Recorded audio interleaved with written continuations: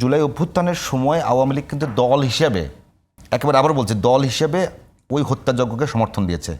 এক, এর আগের আমলে জাতীয় পার্টি সরাসরি কিন্তু এই ফেসিবাদী ব্যবস্থাকে একবারে উজ্জীবিত করে রেখেছে।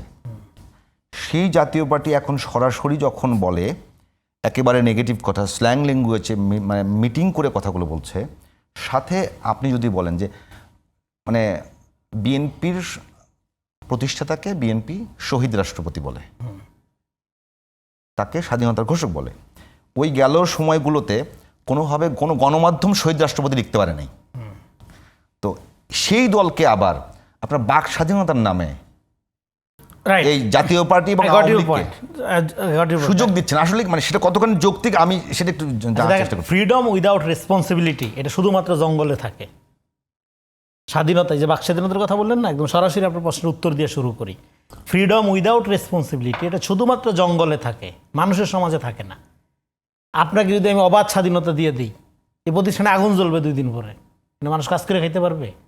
আপনারা রেগুলেশন, রুলস রেগুলেশনের মধ্যে সমাজকে চালাইতে হয়, রাষ্ট্র চালাইতে হয়। এখন দেখেন, আমরা বলছি কি a country without Awami League, এটাই হলো আগামী দিনের বাংলাদেশ।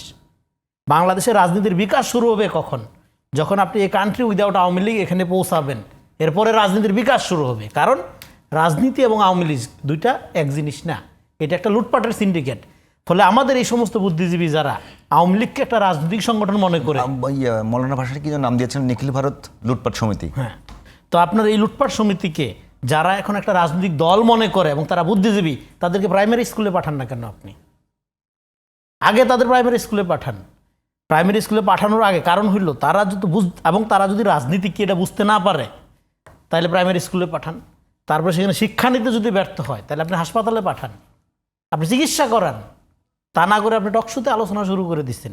তার মানে কি, আওয়ামী লীগকে আপনি যতক্ষণ পর্যন্ত পাশঙ্গি রাখবেন, সময়টার অপচয়। আপনি দেশ তো আগাবে না ভাই, এটা ট্রমাটিক কন্ডিশনের মধ্যে পড়ে যাবে মানুষ। আপনি আওয়ামী লীগ হাসিনার কথা কি, হুমকি ধামকি, ভায়োলেন্স ছাড়া, লাশ ছাড়া তো তার কোনো রাজনীতি নাই। আপনার এখানে যে সমস্ত লোকজন কথা বলতেছে আজকে আওয়ামী লীগের আওয়ামী লীগের ফেভারে, আমি তো মনে করি বাংলাদেশে শুধু আওয়ামী লীগের প্রশ্ন তো শুধু একটা দলীয় গণহত্যাকারী দলের প্রশ্ন না, ইন্ডিয়ার প্রশ্ন। তাহলে আপনি কি ভারতকে এখানে রাজনীতি করার লাইসেন্স দিতে চান বুদ্ধিজীবিতার নামে? আপনার পৃথিবীর কোন দেশে এই যে বাক স্বাধীনতা, মত প্রকাশের স্বাধীনতার মধ্যে ফ্যাসিবাদকে ইনক্লুড করে ভাবা হয়?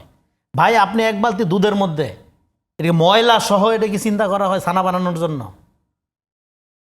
তা ঠিক না, আওয়ামী লীগ কীভাবে আসবে রাজনীতির মধ্যে? রাজনীতি এবং আওয়ামী লীগ এটা কমপ্লিটলি ডিফারেন্ট জিনিস। এটা বোঝার জন্য কি বিজ্ঞানী হইতে হয় অভ্যুত্থানের পরে? তার মানে কি, এগুলো বুদ্ধিজীবী না, ক্রিমিনাল। এরা শেল্টার নিচ্ছে।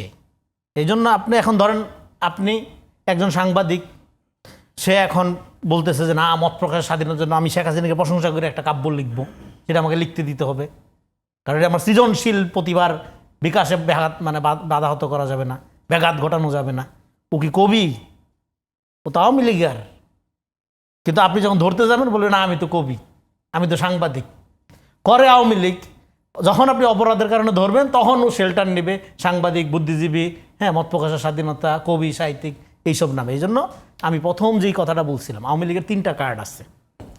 এই কার্ড 3টা থেকে সাবধান থাকতে হবে আমাদের, সমস্ত দলগুলোকে বলতেছি। একটা হলো মাইনরিটি কার্ড, 2 নাম্বার হলো সাংস্কৃতিক কার্ড, 3 নাম্বার হলো মুক্তিযুদ্ধ কার্ড।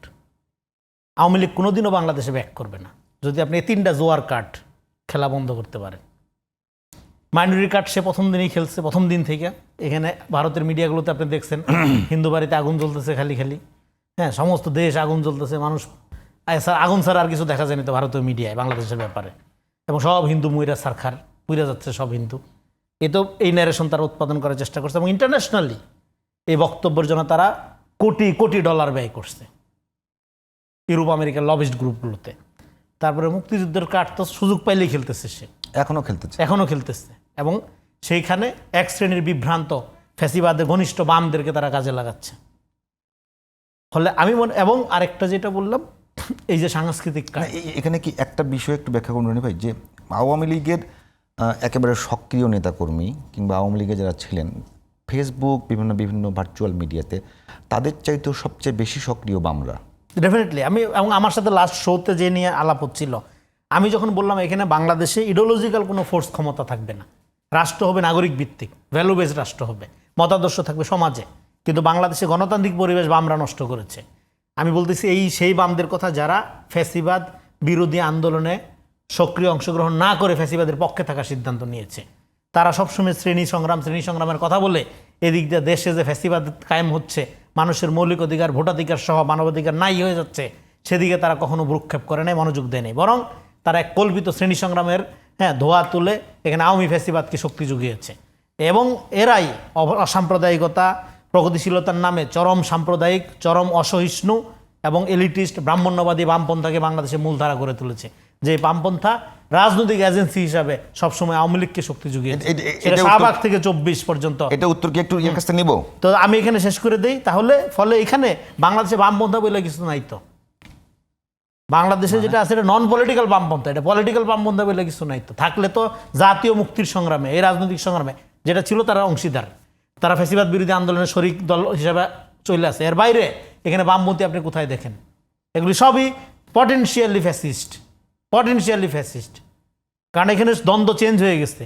এখানে শ্রেণীদ্বন্দ্ব প্রধান না, প্রধান দ্বন্দ্ব হিসেবে হাজির হয়েছিল আওয়ামী আমলে আপনি ফ্যাসিবাদের পক্ষে না বিপক্ষে, তার মধ্যে দিয়ে আপনার রাজনৈতিক চরিত্র যাচাই হয়ে গেছে, এই ফয়সালা হয়ে গেছে বামপন্থী রাজনীতির ব্যাপারে।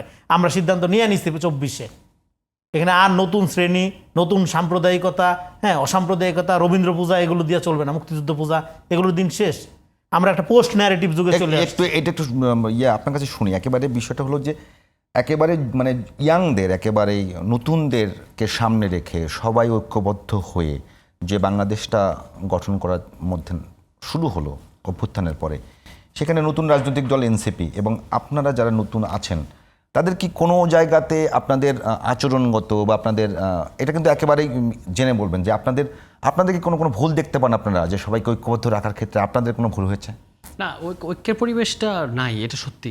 এবং এনসিপি না, আপনাদের ডাকে সবাই ঐক্যবদ্ধ হয়েছে, আপনাদের না সেটা ঐক্যবদ্ধ হয়েছে যে কারণে ঐক্যটা নষ্ট হচ্ছে। না আমি বলি ঐক্যবদ্ধ আত্মসমালোচনার জায়গাতে বলবেন। ঐক্যবদ্ধ না, ডেফিনেটলি ঐক্যবদ্ধ হয়েছে, কারণ আওয়ামী লীগের গত 15 বছরের যেভাবে সমাজের সকল অংশকে আওয়ামী লীগ আক্রান্ত করেছে, ফলে মানুষ আসলে একটা ডাকের অপেক্ষাই ছিল। সেটা যখন ছাত্র নেতৃত্ব সঠিকভাবে দিতে পেরেছে, মানুষ তার পেছনে এসেছে। কিন্তু এটার পরেই আমরা যে আবার তো ওই যে মানে খেলার নিয়মটা, আগের খেলার নিয়মে ঢুকে গেছি সবাই।